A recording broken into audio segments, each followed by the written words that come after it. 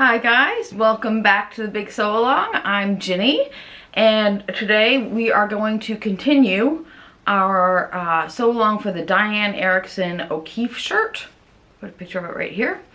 I had a couple of snafus with that this week, but we'll get to that in a minute. Excuse me. Before we do that, I wanted to say I had a number of comments last week about the iron. A lot of people highly recommend the Rowenta. I had a Rowenta forever and ever. I broke it not long before we moved, so back in the springtime, and then I decided to try the Oliso, which I was telling you about last week. But I did want to say this is the one I got to replace the Oliso. This is the Singer Making the Cut version that Lynn was telling me about. And I have to tell you guys, I'm pretty happy with this. I've had it for a week, and it's got good weight. It does have a really nice sharp point. I don't know if you'll be able to see that. But the thing I like about it the most is it has really good steam, like really good steam. It does not have a huge tank. It's like the Oliso or many other irons. I think it's bigger than some, but not huge. So you do have to refill it more than, you know, if you had, I think Rowenta makes one now with like a big tank sort of attached to it. And then of course you can always get a gravity feed or an industrial iron. But for a regular iron, I think that this one, so far this one's been really good. It heats up really quickly. It does a good job. Like I said, the thing I'm most impressed with is it does have an amazing steam feature. I also had a lot of comments about the Marcy Tilton, Marcy Tilton or Catherine Tilton? There we go. The Catherine Tilton for Butterick 5891. A lot of you commented that you have made this and that you've really liked it. A number of you who made it repeatedly, so now I'm even more excited to give this a go. This is definitely on my checklist for fall. Okay, what I'm wearing today, I think I've shown you guys this before. It is my Givens Yuki. This is in a cotton, supposed to be voile. I debate that. From Spoonflower, but I love the top, so who cares. I'll show you a picture of it here. I'm wearing it today with my, I think these pants are the Cutting Line Designs one seam pant, which I've made a number of times. This pair is in just a lightweight cotton. It's actually, today is the first day of autumn, I believe. And here in Michigan, it's proving true to its name. The temperature's really dropped, so it's a little cool for this outfit right now. But it's supposed to get warm this afternoon, so I'll be fine. Okay, so let's talk about our sew along. I think I told you guys that I ordered this pattern and I had the AO version printed, and I had it here for a few days, and I cut out my pattern pieces without thinking too much about it, just the paper pieces. And then when I went to cut them out of the fabric, I realized I didn't have a front. Piece number 1 is the front of the shirt. I didn't have that. So at first I thought maybe there was just a problem with the printer, like maybe it got missed or something, but then I went and looked at the AO file, and there is in fact no piece number 1, which is the front, in the AO file. So I contacted Diane Ericson's assistant. Her name is Laura. She was amazingly quick and efficient at getting back to me. However, she is out of town for a few days with a family emergency of some sort, and I don't know when she's going to be fully back to work, even though she's been, like I said, amazing about responding to my emails. I think she'll be back on Monday, and I assume that she will take care of the missing shirt front then. In the meanwhile, she suggested I use the copy shop version, which is also included in the downloads, which I totally forgot we had. I downloaded the AO file, and I downloaded the printed home file, which I told you last week is like 60 some pages, so I was really not keen to go that route. But when we were emailing back and forth, she recommended I try using the copy shop version for now. So because one of her emails got lost in my emails over the weekend, I did not get that until that email until yesterday. So today I am going to the copy shop to get the, to have my pattern printed out again from the copy shop file, and I will be able to get along with my sew along.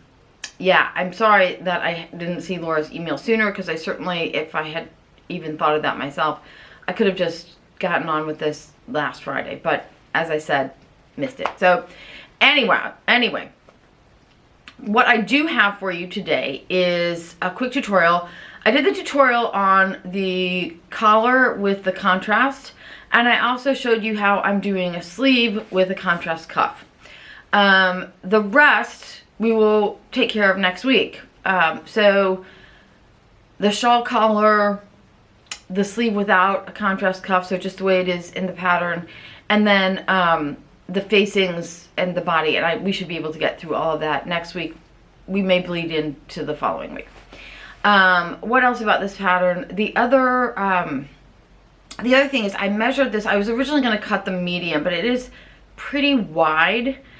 She does give you directions for decreasing the width in the back of the shirt if you want to, but I actually decided to go with a size small, because when I measured it, it's close to like 50 inches around, and that's more than enough volume for me. So I'm going to be cutting the small instead of the medium. The other problem I ran into, again, totally my fault, I was really excited to make the jacket version in the kantha cloth, but I don't have enough. I could make the short jacket in the kantha, but then I was like, that doesn't really serve my purpose. So I just don't think I'll get enough use out of that to make that. So what I do have is this black, and they might look white on the screen, but they're really like an off-white color.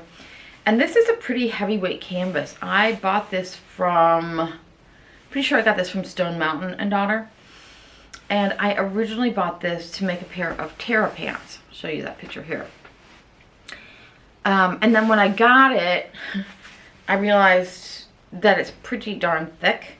And I was reminded in a horrifying way of my first attempt at the So Liberated Arthur pants. And anybody who has watched my videos for a while may remember that those were like cardboard. So I had this sitting around since I decided I was not going to use it for the Terra pants.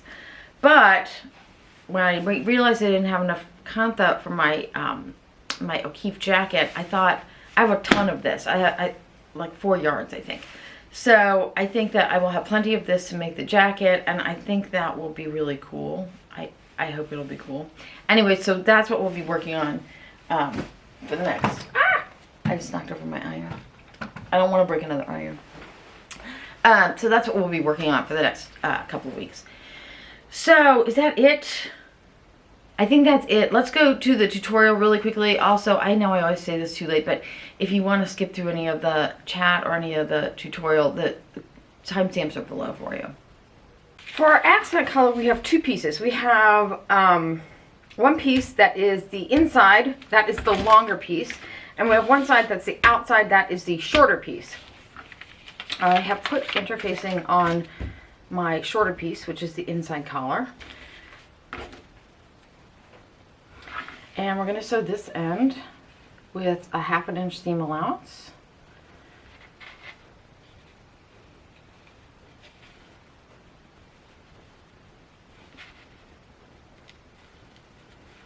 And then we're going to sew this end with a 1/2 inch seam allowance. So this is what we have so far. You can see I have trimmed my seam allowances down to about 1/4 inch, and I've pressed them both open. And now, to make sure this is even, I put a little snip at the center back of both of my pieces, and I am going to match that snip up right there. So that's the center back right there. And now this is just going to lay flat like that, I hope, just like that. So you can see our seam is right here, and the fold of our fabric is about a 1/2 inch away from that. So I am going to put a few pins in here. Now, just to double check that we are in the right place, we have a little mark here. We have a couple. You should have a mark for your center front. Mine got erased by my steam from my iron. But this is the shoulder seam line, and you should have one of those on the underpiece as well. Mine got erased there too, so that's not helpful. But I can see that my center back mark on the bottom is right here, and we look pretty even all around. So now we're just going to take, go back to our sewing machine. We're going to sew this at just the top edge at a 1/2 inch seam allowance. That is what we look like now. We are just going to trim these corners. Get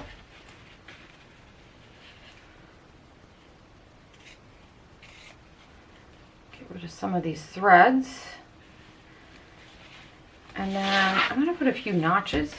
This isn't a really deep curve, but I'm going to put a few notches in here to make sure it turns nicely. And then I am going to trim this seam allowance down.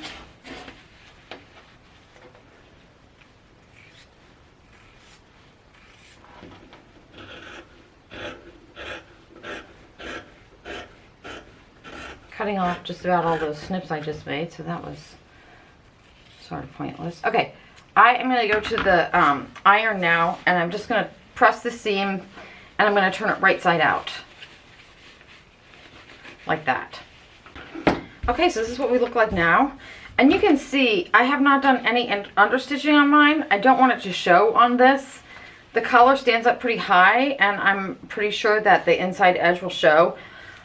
Also, in those two side seams, obviously, this is the front and the back of the side seam, so you don't want to do any understitching there because it's will also show. It shouldn't really matter there anyways. So this is the back. This is the inside. And when it's folded together, it'll look like that, which I think is pretty awesome. I have a couple of little creases in here I'm going to press out. And then, just to be safe, I'm going to go ahead and baste this lower edge together just so it doesn't move around or stretch out or anything. Also, before I go any further, I'm going to just double check that my edges are even now. And they look pretty good. But just do it anyway at this point because this edge here has a fair amount of bias in it and it could stretch out when you're pressing or sewing. Okay, this is what our sleeve piece looks like. And you can see here, there's a fold line right here. For mine, it's right here. So your cuff is going to fold back like this. And that way when your shirt is done, you can fold it up and you'll have a finished inside cuff.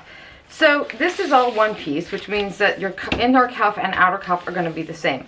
For mine, I want a contrasting inner cuff. So I actually think I folded that on the wrong line. This darker line is the one for my pattern. So I am going to cut this off right here. Don't do what I just did. Make sure you're cutting the right size. Okay, so my sleeve, I'm going to cut just like this. I'm going to add 1/2 of an inch to the bottom here for a seam allowance. I'm going to cut this piece, which is my cuff facing, from my contrast fabric, and I'm just going to add a 1/2 inch seam allowance on this end, and then I'll show you what we're going to do with those. Okay, so here are my sleeve pieces cut and marked. And this is the edge where I added the 1/2 inch seam allowance. Then this is my new cuff facing. It does need markings on it, but before I do that, this is, you can see the 1/2 inch seam allowance that I added there. Before I do that marking, I am going to go to the iron and I'm going to press this edge, the edge with the dots on it. I'm going to press over to the wrong side of my my piece, and I'm going to fold it, it looks like 1/4 inch. So this edge right here, I'm going to press over to the wrong side 1/4 inch, and I'm going to do that on both pieces. Okay, so there I have them pressed, and I put my marks right back on them. Now I'm going to take my sleeves, and we'll do this. This one's right side up. I'm going to put these right sides together. And on this one, we are going to sew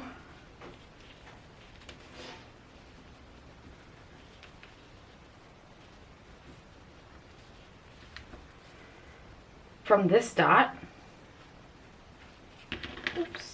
from this dot here. Well, actually it'll be from this side. We're going to sew from this dot here up this short side and around this long edge and then back down this way to this dot. And we're going to do that on both sleeves. Now, if you're not doing a contrast cuff, if you're just doing the regular cuff that's all cut in one piece, you won't have a seam here. You're just going to fold your piece this way and you're going to sew this short seam and this short seam. Otherwise, it's the same. Okay, so this is what our sleeves look like now. And the first thing I'm going to do is clip into this corner right here. And then also into this one right here. Like that. Get pretty close. And then I'm just going to trim these down. And now we are going to turn this to the right side of the fabric. Like this. Actually, I'm going to go give mine a good press first, and then I'm going to sew it to, I'm going to turn it to the right side. But I'm going to try to press as much of these, all three of these seams as I can. So this is what our shirt looks like now, and we're just going to turn our cuff to the wrong side of our shirt. And again, I'm not doing any understitching because I don't want stitching to show on either side. Just make sure you get a really good press in there. Get nice corners. Now, I am going to go give that a flat press like that. Excuse me.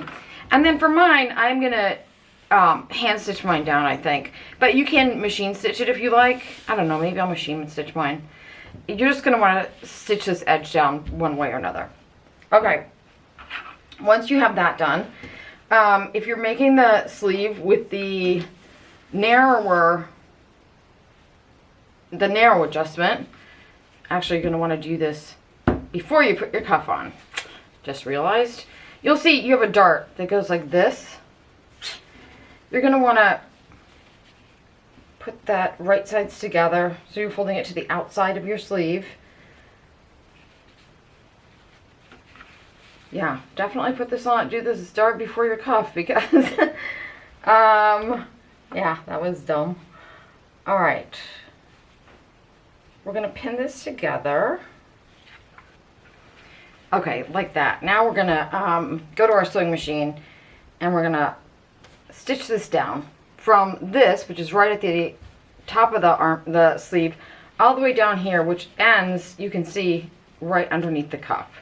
Okay, so first, I did end up going back and understitching the long edge of my cuff. You can see here how the pink is peeking out a little bit on the sides. I couldn't really get in there to get that, but I did get in here to do this long edge because it was doing the same thing along here, and it was really bugging me. So I guess the key is to just do that really carefully so it doesn't show very much if your cuff is down. I think it's fine, and to be honest, I'm going to wear it like that more often than not. Anyways, okay, so then the other thing is this dart right here. And this is definitely a case of do as I say, not as I do, and definitely do your dart first. It does go pretty deep into the cuff and it makes it difficult to get on there. Anyways, once you've got your dart done, the instructions are to trim this off and then finish this edge any way you like. So that is what we're going to do. So I'm going to go serge that, and then I'm going to press it, and that should look pretty good like that. Okay, so on the sleeve, the only thing we have left is to actually sew the sleeve together. Once you've cut that and finished that edge, you are just going to go and sew this long edge together, just like this.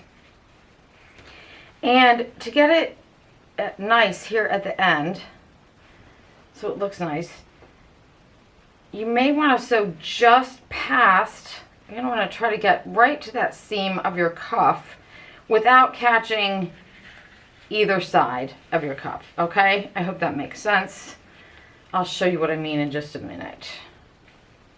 Okay, so there's our sleeve constructed. You can see, I hope, that I got my stitching right down to where my cuff starts, so there's not a big gap there.